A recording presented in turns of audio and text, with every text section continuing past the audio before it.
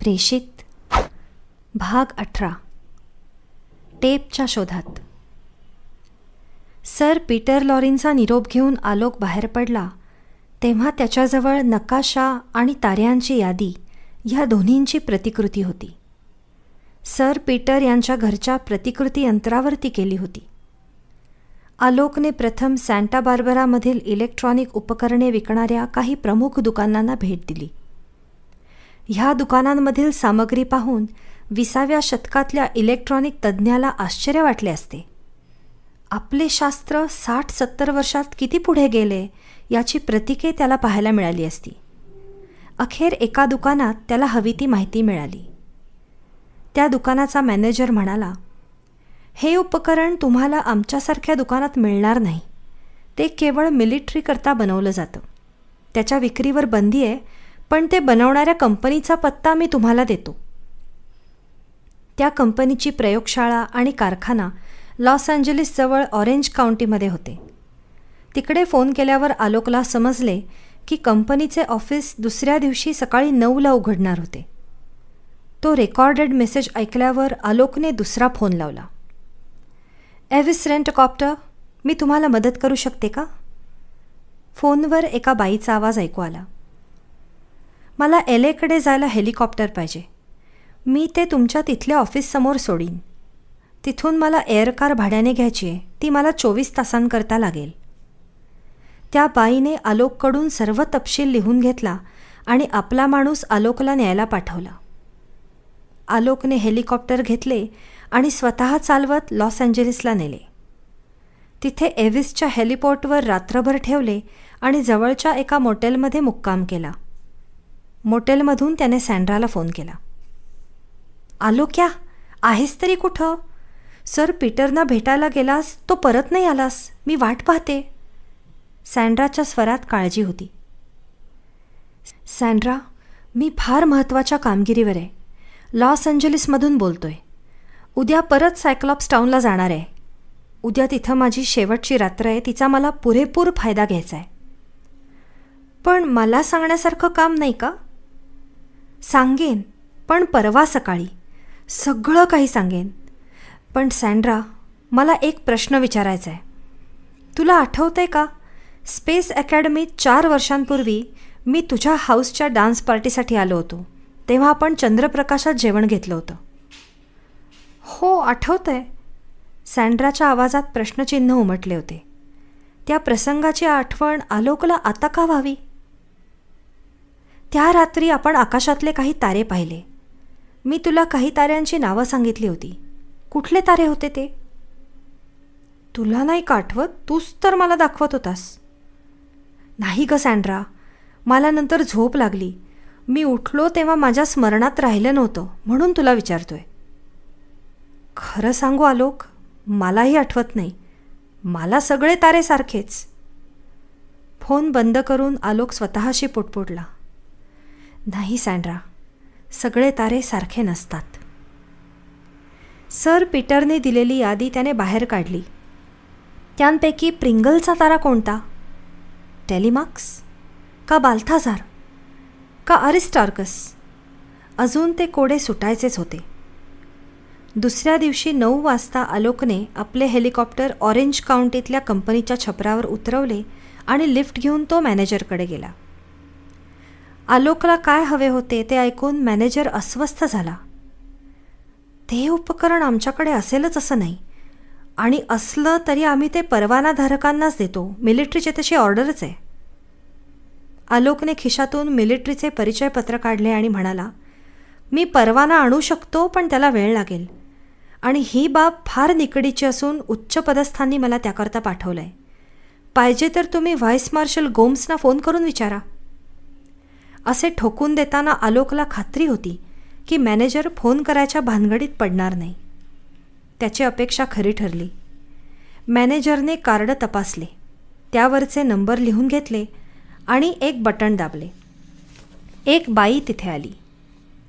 Laura, ह्या गृहस्थांना MS मध्ये घेऊन जा आणि डेरेकशी त्यांची गाठ घालून दे. डेरेक जोन्स हा मॅक्सिमम सिक्युरिटी विभागाचा प्रमुख. त्याने आलोकचे कार्ड पाहिले. एक फॉर्म काढून त्यावर आलोकची सही घेतली. खाली फॉर्मच्या आणखी 3 नकला होत्या, त्यांच्यावर सुद्धा सही उमटली.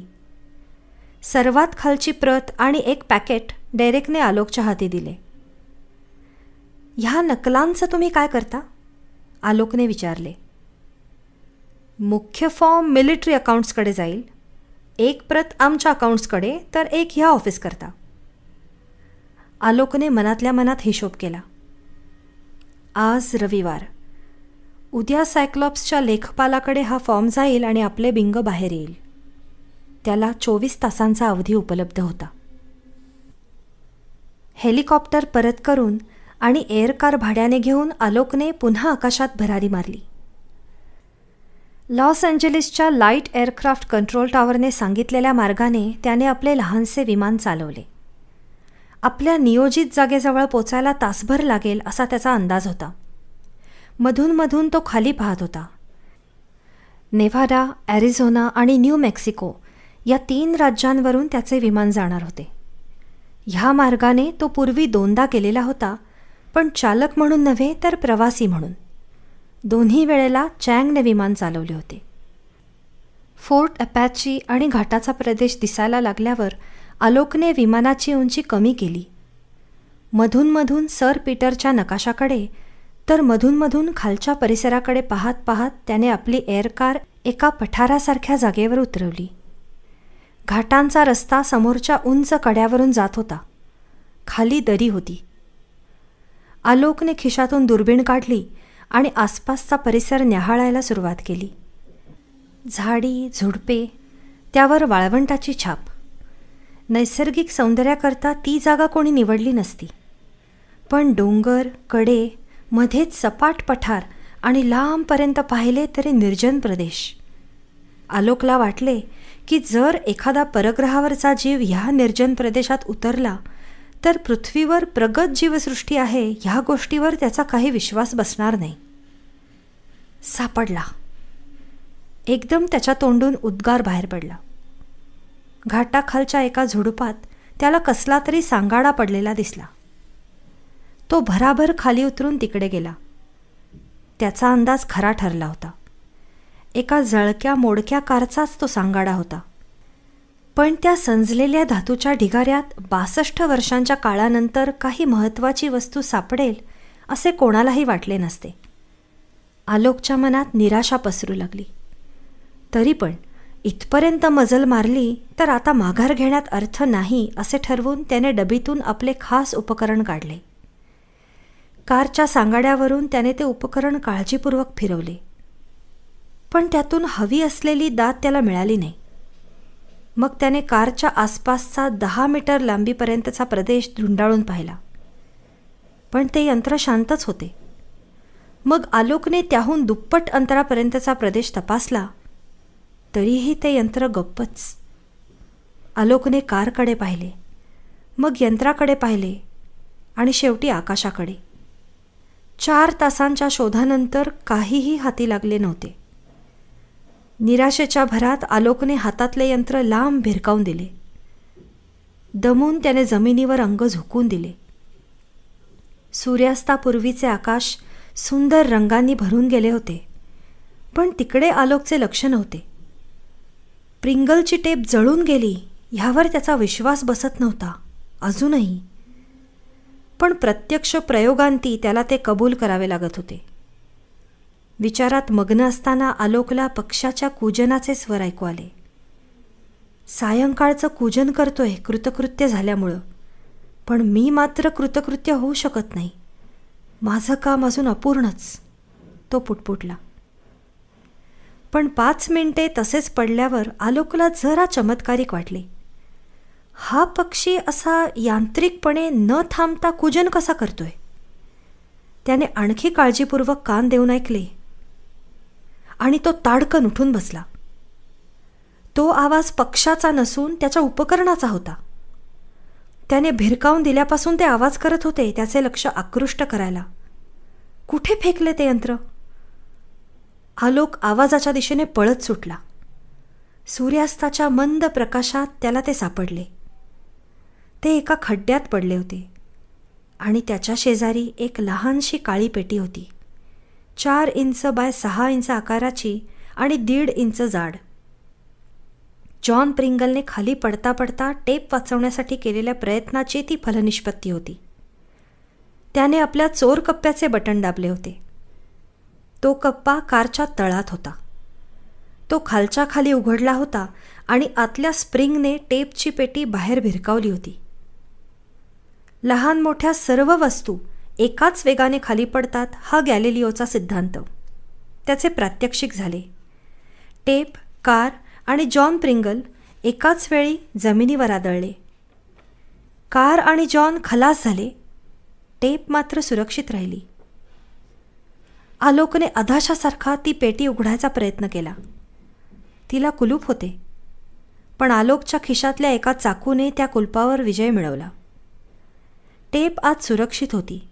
फक्त ती ज्या काळातली होती तो काळ 62 वर्षे मागे गेला होता, त्यामुळे ती टेप दिसायला विचित्र वाटली.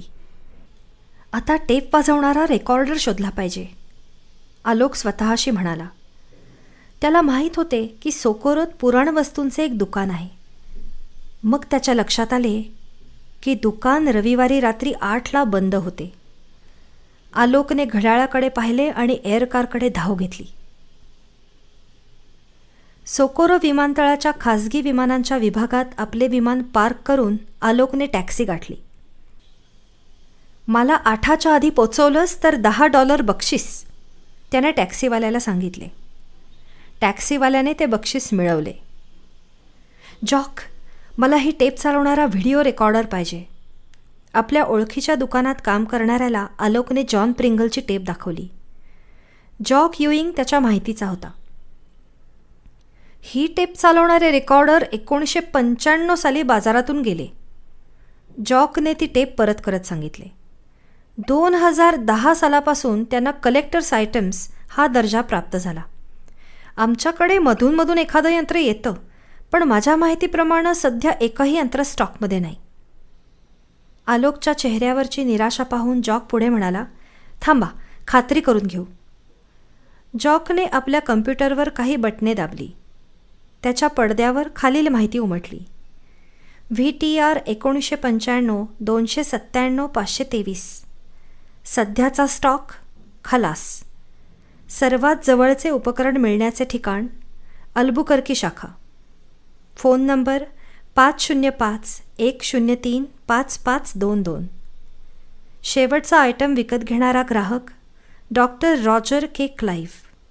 पत्ता 5050 Marmac drive, Maryland village, New Mexico. Phone 505-234-5986. विक्रीची तारीख 12 जानेवारी 2047. मी अल्बुकर्कीतून ते यंत्र आणवू शकतो. उद्या संध्याकाळपर्यंत मिळू शकेल. जॉकने त्याच्या वतीने मदत देऊ केली. उद्या म्हणजे फारच उशीर. आलोक क्षणभर घुटमळला. आत्ता अल्बुकर्कीला जाऊन यावे, पण तिथले दुकानही बंद झाले असणार. इतक्यात त्याच्या मनात एक विचार आला. त्याने जॉक शेजारचा फोन ओढून त्यावरची बटणे खटाखट दाबली. डॉक्टर क्लाइव्ह बोलतोय. कोण आपण? तसदी दिल्याबद्दल माफ करा. माझं नाव आलोक नाईक. तुमची माझी ओळख नाही. मी सायक्लॉप्सवर काम करतो. तुम्हाला फोन करायचं कारण माझ्याकडे एक जुनी टेप आहे. ती चालवू शकणारं यंत्र तुम्ही अलीकडेच विकत घेतलेत. मला ती टेप ऐकायची आहे. ती चालवायची परवानगी तुम्ही द्याल का तुमच्या यंत्रावर? आलोक भरभर बोलत होता. अवश्य. केव्हा येता इकडे? उद्या सकाळी मी मोकळा आहे. नव्हे, आत्ताच येतो. माफ करा, माझी निकडच तशी आहे. उद्या सकाळपर्यंत वाट पाहता येणार नाही. डॉक्टर क्लाइव्ह जरा घुटमळले. मग म्हणाले, चालेल, मी तुम्हाला माझा पत्ता देतो. तुम्ही कुठून कसे येणार? टॅक्सी घेऊन आलोक डॉक्टर क्लाइव्हच्या घरी पोचला तेव्हा रात्रीचे 9 वाजायला आले होते. डॉक्टर साहेबांनी 2 रेकॉर्डर तयार ठेवले होते.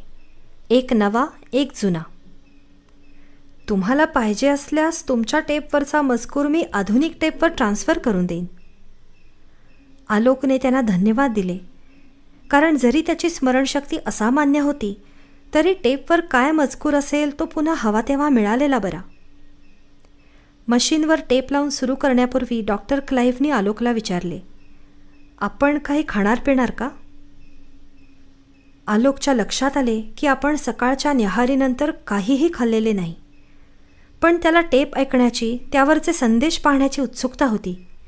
तो म्हणाला, धन्यवाद, पण प्रथम आपण टेप सुरू करून द्या, मग मी आपल्या आदरातिथ्याचा आनंदानं स्वीकार करीन. डॉक्टर क्लाईव्हनी दोन्ही यंत्रे सुरू केली. टीव्हीच्या पडद्यावर चैतन्य आले आणि त्यातून जॉन प्रिंगलचे बोलणे ऐकू येऊ लागले. मी जॉन प्रिंगल, सायक्लॉप्सवर काम करणारा शास्त्रज्ञ, आजच्या निरीक्षणाची थोडक्यात माहिती देतो. तारीख 5 डिसेंबर 1985. निरीक्षणाचा उद्देश परकीय जीवसृष्टीचा शोध. पाहण्याचे ठिकाण